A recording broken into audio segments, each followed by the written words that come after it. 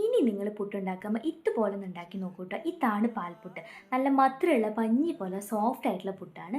കുട്ടികൾക്കാണെങ്കിലും വലിയവർക്കാണെങ്കിലും ഒരുപോലെ ഇഷ്ടപ്പെടുന്ന പൂ പോലത്തെ പാൽപ്പുട്ട്. ആവശ്യത്തിനായിട്ടുള്ള പുട്ടുപൊടി ഞാൻ എടുക്കുന്നുണ്ട്. കുറച്ച് ഉപ്പും ചേർത്ത് മിക്സ് ചെയ്ത പുട്ടുപൊടിയാണ്. അതിലേക്ക് നല്ല ചൂടുള്ള പാലും ചേർത്തിട്ട് ഒരു 5-10 മിനിറ്റ് ഒന്ന് അടച്ചു വെക്കുക കേട്ടോ. ഒരു പാനിലേക്ക് 2 ടീസ്പൂൺ നെയ്യ് ഞാൻ ചേർക്കുന്നുണ്ട്. ഗ്രേറ്റ് ചെയ്ത ക്യാരറ്റും ചിരകിയ തേങ്ങയും ചേർത്ത് ഒരുപാട് അങ്ങോട്ട് കുക്കാവണം. ജസ്റ്റ് ഒന്ന് കുക്കായതിന് ശേഷം 1.5 ടീസ്പൂൺ പഞ്ചസാര കൂടി ഞാൻ അതിലേക്ക് ചേർക്കുന്നുണ്ട്. നന്നായിട്ട് മിക്സ് ചെയ്ത് മാറ്റി വെക്കുക കേട്ടോ. ഇപ്പം നമ്മുടെ പുട്ടുപൊടി നല്ല സോഫ്റ്റായിട്ട് നമുക്ക് കിട്ടിയിട്ടുണ്ട്. ഇത് സാധാ നനയ്ക്കുന്ന പോലെ നനച്ചെടുക്കുക. വെള്ളമൊന്നും ചേർക്കാണ്ട് മിക്സ് ചെയ്തെടുക്കുക കേട്ടോ. പിന്നെ ക്യാരറ്റും ആ ഒരു തേങ്ങയ്ക്ക് ചേർത്ത് ആ ഒരു മിക്സും കൂടി ചേർത്ത് നന്നായിട്ടൊന്ന് മിക്സ് ചെയ്ത് മാറ്റി വെക്കുക. പുട്ടുപാത്രത്തിലേക്ക് ആദ്യം തന്നെ ക്യാരറ്റ് ചേർക്കുന്നുണ്ട്. ചിരകിയ തേങ്ങ, നമ്മൾ നേരത്തെ മിക്സ് ചെയ്ത് വെച്ചിരിക്കുന്ന പുട്ടുപൊടി, അതൊക്കെ ചേർത്ത് നമുക്ക് ഇഷ്ടത്തിനനുസരിച്ച് നമുക്ക് ലെയർ സെറ്റ് ചെയ്യാവുന്നതാണ്. പിന്നെ നമ്മൾ എങ്ങനെയാണ് പുട്ട് സ്റ്റീം ചെയ്യുന്നത് അതുപോലെ തന്നെ സ്റ്റീം ചെയ്തെടുത്ത് കഴിഞ്ഞാൽ നമ്മുടെ അടിപൊളി പാൽപ്പുട്ട് തയ്യാറാണ് കേട്ടോ. നല്ല സോഫ്റ്റുമാണ്. അപ്പോൾ വീഡിയോ ഇഷ്ടപ്പെട്ടാൽ ലൈക്ക് ചെയ്യാൻ മറക്കല്ലേ. താങ്ക്